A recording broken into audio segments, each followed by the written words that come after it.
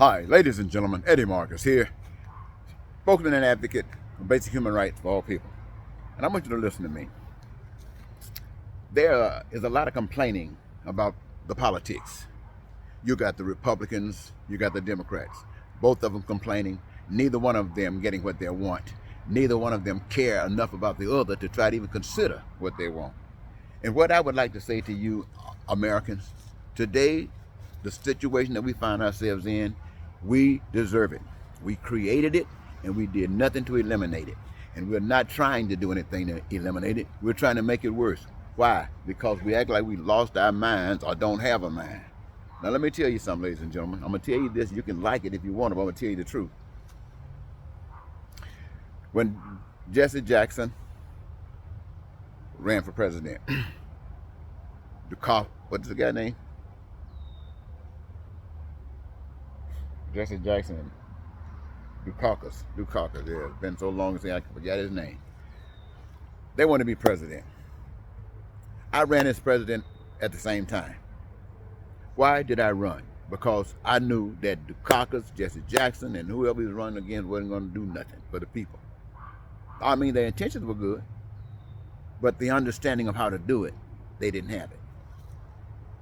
Then, basically, almost every presidential election since then, I did what I could to tell the American people that I brought the answer to their prayers. That was my message.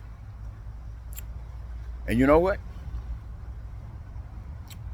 Most of you never heard it. Those of you who heard it didn't do a thing about it. You probably laughed about it. You know why? Why? Because I said that these problems that exist, I had some solutions to them. And either the people of America that heard it didn't want the solutions, or I couldn't possibly have it. Nobody asked me what are the solutions. Nobody asked me what can you give that others haven't give. And when I made the statements in the limited way I could, you know, there was no way for people to ask me. People just wasn't interested. And you know why? Because they've been trained to be like that. Nobody's really looking for any real solutions in the situation. I was just hearing somebody talking about Tim Scott. Some stuff that he was going to do as a black man after George Floyd was killed. He was going to see that Republicans did this and Republicans did that. They didn't do a dead blasted damn thing. Now here they are talking about getting back. They're upset because of the people saying these guns thing. And it's all a bunch of junk. It's all a bunch of junk. Let me tell you something. When I ran for president of the United States, I didn't run for black people. I ran for all people. I didn't run for men. I ran for all people. Yes, that's why I ran for president of the United States. And you know what? You know why you basically didn't hear of it? Because the system says if I got anything that's worth anything to tell the people that I can do anything for them, I got to first get some money. Which means I might have to go out there and convince the people first and ask them for their money. So they can give me their money, then I can spread the news. No. I'm spreading you one news. If somebody told you Jesus Christ was coming back today, and you believed it, it'll be all over this country. It'll be all over the world. Jesus Christ is coming back today. And you'd rather believe that than to believe that we can fix the problems. Let me tell you something, ladies and gentlemen. Today, I went to the emergency room at a hospital. I sat there for a couple of hours.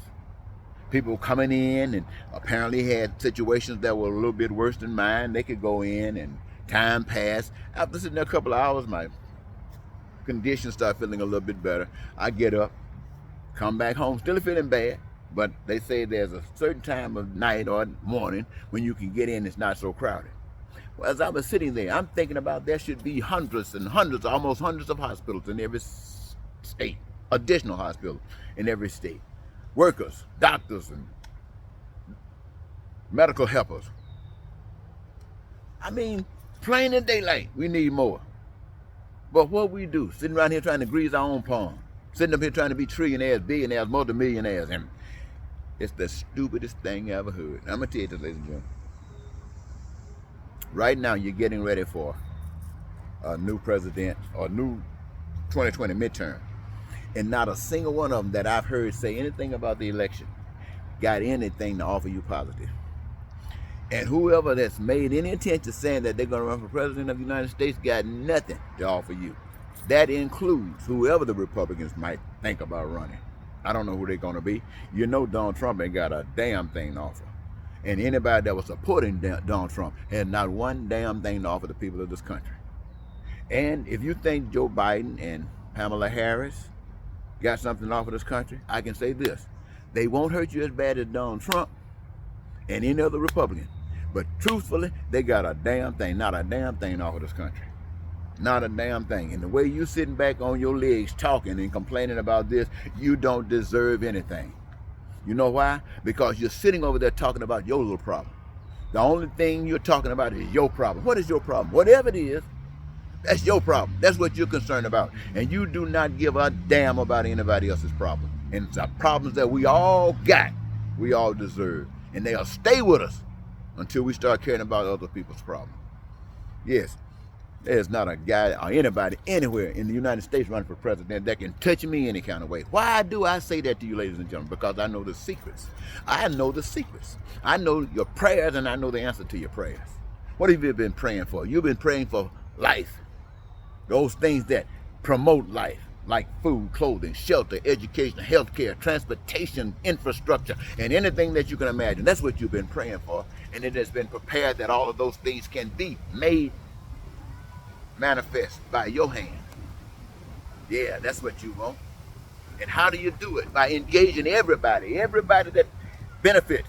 You eat, you wear clothes, you live in a house, or supposed to or want to, education, you benefit for any of these things, then you engage yourself in the process of creating to make sure that there is an abundance of that stuff so that everybody can access it. Now, you engage yourself in it, you got a career objective, you got a career that you came here with, that you might be able to engage yourself, that you can participate in the process. So you're not a, what you call them, a beggar, a bum, you're a participant, you're a part owner of the American way, American expression. You, by engaging yourself in it, is a part owner of it. And nobody's suffering for nothing. You know what you get? You get peace and prosperity and freedom and joy in your life and the fulfillment of your dreams. Your needs, your wants, and your desires met. That's what I come talking to you about. And that came to tell you how you can do that. Without lying, without cheating, without stealing, without killing. Racism and hatred and bigotry. You don't have to do any of that stuff. But you know, what American, listen to me. What American has hear me right now going to do anything about it? What American, not a single one of you going to do anything? Why? Because I'm black. He can't, I don't know him. He never done anything. But what? You don't even care. You just want to keep playing these stinking ass games. And you think I'm not pissed? Yes, I'm pissed. You think, well, I thought you said you know God. Yeah, I know God. And I know one thing, the language that I've been speaking to you in, you don't understand. I should have been calling you all kind of MFs, but I won't do that. Because I be talking about your mama. And I ain't gonna talk about your mama. Because your mama went through the same thing that you were going through. She didn't have any help. The nation turned their back on her. The nation turned their back on your father and your grandmother and your grandfather, and they're turning their backs on you. And just like your mother, your grandmother, and your great-grandfather and great-grandmother, you're just as blind as bad as they were. And you accept this stuff with somebody just running their mouth lying to you. I don't play that stuff, ladies and gentlemen. I know there's a God, and he ain't white. I know there's a God, and not a man. I know there's a God that loves us and don't hate us and don't do things to hate us. We all the pain and suffering that comes to us that causes hate, that is a result of hate and racism and bigotry, is us. And God ain't got a darn thing to do with it. It's us. Us. We cause the pain and we take it. We cause the pain and allow others to endure it. It is us. We are the, what's the word that in America that everybody wants to condemn? What is that word that everybody wants to condemn in America? We are the niggers? Yeah, America just full of niggers, and they're not black. They're not white.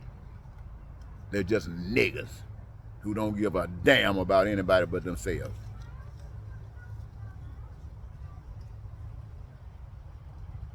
So if you want to say, I think I'll entitle this, what is a real nigger?